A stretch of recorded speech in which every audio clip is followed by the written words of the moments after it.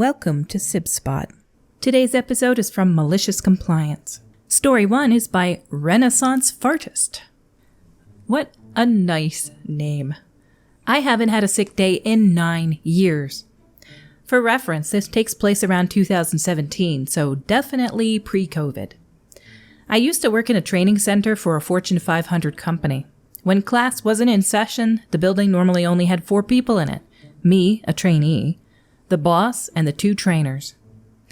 I called in sick 2 days in a row because I had some nasty lung infection. On the second day, the boss starts ranting at me about how kids these days have no discipline and I haven't taken a sick day in 9 years. I tried asking if he wanted me to get a doctor's note, but he was pretty adamant about me coming in the next day. He said that he can decide if I'm actually sick and he can send me home. I was one of the few women working in that section of the company, less than half everyone's age, and felt like arguing with him about it was a bad idea. Q, Malicious Compliance. This is them wondering which way you spell Q. Q-U-E, Q-U-E-U-E, K-E-W, C-U-E, Q. That next morning, I decide not to pump myself up full of cold meds and just go in raw dogging life. As soon as I walk in the door, the trainers look at me and I say, "I'm very sick. Might want to give me a wide berth." They looked at me wide-eyed, nodded, and went to a different section of the building.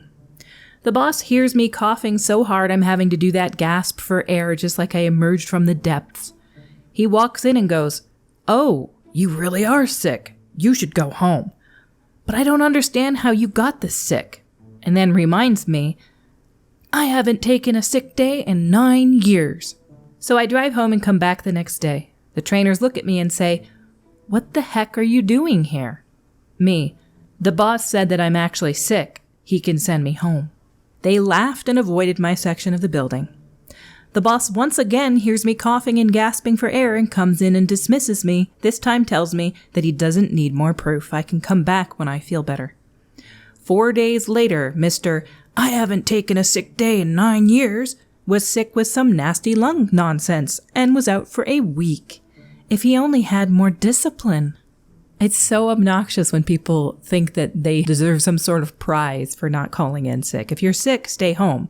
The reason we don't want you to come in is not just because we don't want you working sick, but being sick tends to spread. Nobody else wants to be sick.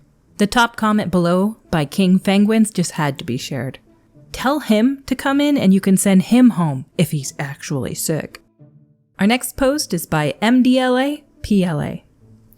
Professor is forced to do a speech, complies to the max.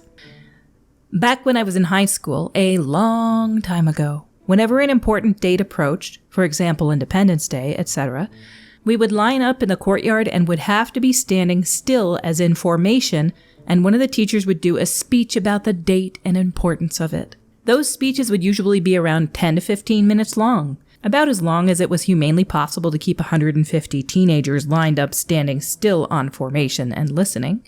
And the teacher doing the speech would rotate amongst the faculty, and since there were quite a few teachers, each teacher was due around once a year or less than that.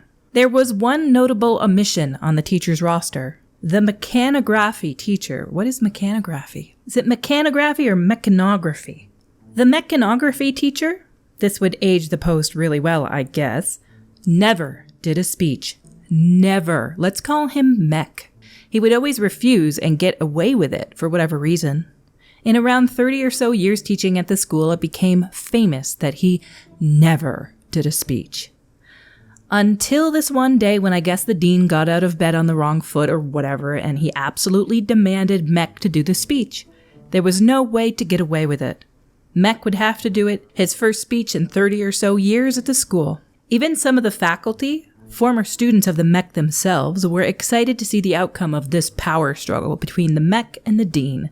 So we lined up at the courtyard, 150 students, 15 to 20 teachers, etc., etc., and Mech took the stand and the mic with, definitely, a smirk of malicious compliance in his face. And he delivered. More than 45 minutes of an absolutely drowsing speech, telling every single minute detail and fact about the date in question. For the students, it was destruction. Having to stand still and silent for almost an hour. Failing to do so was one of the most punishable offenses, trying not to fall asleep on our feet. The dean tried to stop Mech twice. The first time, Mech just completely ignored the dean. The second time, Mech just plainly told the dean, "You wanted me to do the speech, deal with it," for the whole audience to listen. Around 30 to 35 minutes, some of the older "I don't give a F anymore" students started shouting things at Mech, not hurtful things, but colorful commentaries about the speech. We started laughing. Mech carried on as if nothing happened. Dean tried to take the stand to demand silence. Mech denied the dean, saying, "I'm not finished yet." It reminds me of that movie, Scent of a Woman, where Al Pacino's like, "I'm not finished." Oh God, I love that scene so much. That day, we lost probably 1.5 hours of teaching time. We ended up hating Mech for the torture he put us through. When he finished, the dean had no choice but to give us a short, unscheduled break before returning to class. Over the years, I realized what an absolute masterpiece of malicious compliance Mech delivered. Mech never did a speech again at the school. What an absurd tradition, too. Some traditions should just not be a thing. Who wants to stand there and listen to people talk about how important the day is? It's not going to make it more important to you. You're just going to learn about it, and then you're going to hate those days more because of all this crap they put you through. Our next story is by Grim Spirit 42. Forced to work closing? Not so much. Way back in the day, I, like many, delivered pizza to make additional money while in college. Not at a high-end place, let's call it Krusty's. The manager was an okay guy. The assistant manager, not so much. Total B. The only requirement I had working there is I would not work nights before exams. This was usually not a problem. One day was looking especially busy and the manager asked me if I could work the night before a final exam. As he was okay, I agreed as long as he scheduled me for early shift, not closing. He agreed. Assistant B was in charge that night and she absolutely hated to close. So first thing when I walk in, she stated, "Grim Spirit 42, you're closing tonight." I replied, "No, that was not the agreement. I will be working early shift as I have an exam tomorrow." Assistant B, "Sorry, but you don't have a choice in the matter." Me, "I don't?" Assistant B, "Nope." Me, "You would be wrong in that," and proceeded to take off my shirt, throw it behind the counter, and left with a final, "I'm out of here." After I arrived at home shirtless, I received a frantic call from the manager as to why I quit. This was pre-cell phones. I regaled him with the Assistant B's orders, and he begged me to come back and said he will notify Assistant B that 1, I would be first one off, and 2, she would be closing. Assistant B didn't even deign to speak to me for weeks. No big loss. Epilogue. I eventually graduated and went on to other jobs. About 5 to 6 years later, I run into the manager and we greet each other and talk about what's been going on. During this, the following exchange. Me, "Whatever happened to Assistant B? She was a real B-word." Manager, "Well, I married her." Me, "Oh, I'm sorry I said that, but we never got along." Manager, "Nope, you were right the first time." He must have liked her at some point, though. They're both managing, they have something in common at least.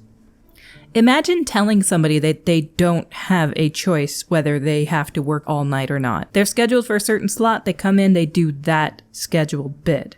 And expecting them to just throw away any plans that they made for the rest of the day? You're closing tonight? No, I don't think so. Today's stories have come to a close. I'm kind of running out of new words to enter here, so I'm going to get back to my roots and say, until we meet again, have a great day.